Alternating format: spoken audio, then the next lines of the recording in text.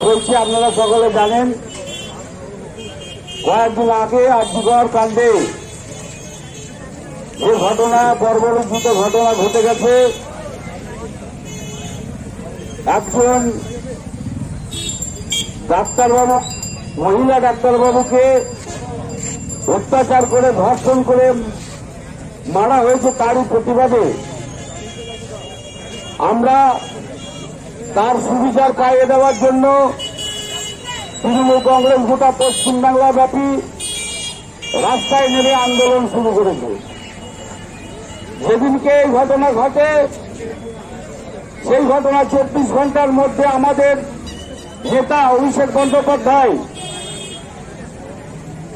তার যে বিবৃতি আপনারা সকলে শুনেছেন, তার বক্তব্য এই ধরনের ঘটনা যারা ঘটিয়েছে তাদেরকে দৃষ্টান্তমূলক শাস্তি আইন সংশোধন করে দিল্লি সরকারের কাছে প্রার্থনা রেখেছে।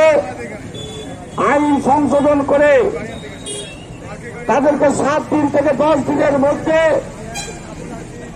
রাস্তায় দাঁড়িয়ে গুলি করে মেরে দেওয়া উচিত।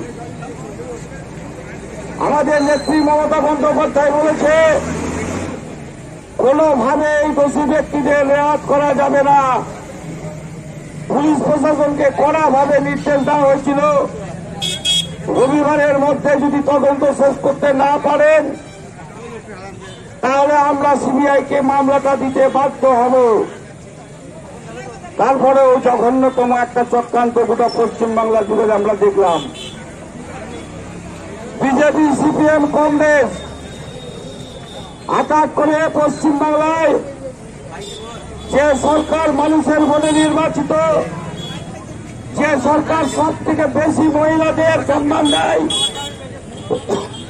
যে সরকার সব থেকে বেশি মহিলাদেরকে সম্মান দিয়ে এসেছে, সেই সরকারের বদনাম করার জন্য ঘৃণ্য চক্রান্তে এই ঘটনাকে কেন্দ্র করে একটা অঘটন আন্দোলন শুরু করল এবং আর্যিকরের জায়গায় আর্যিকর হসপিটালে ভাঙচুর চালালো।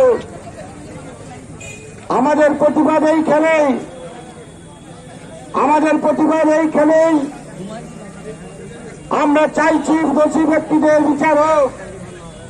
সিবিআই তদন্তভার হাতে নিয়েছে। আগামী দিনে আমাদের নেত্রীর দাবি দ্রুত তদন্ত শেষ করে 7 দিনের মধ্যে দোষী ব্যক্তিদের খুঁজে বের করে কোর্টের সামনে হাজির করতে হবে, এই নেত্রীর নির্দেশ। তার সত্ত্বেও সরকারি সম্পত্তি নষ্ট করে রাজ্য সরকারকে কলুষিত করার জন্য, বদনাম করার জন্য যে ঘৃণ্য চক্রান্ত গোটা পশ্চিমবাংলায় বিরোধী দল নিয়েছে, তারই প্রতিবাদে আমরা আজকে রাস্তায়। আমরাও চাইছি এই রক্ষাজনক ঘটনার প্রতিবাদ জানিয়ে দোষী ব্যক্তিদের অবিলম্বে শাস্তি হোক।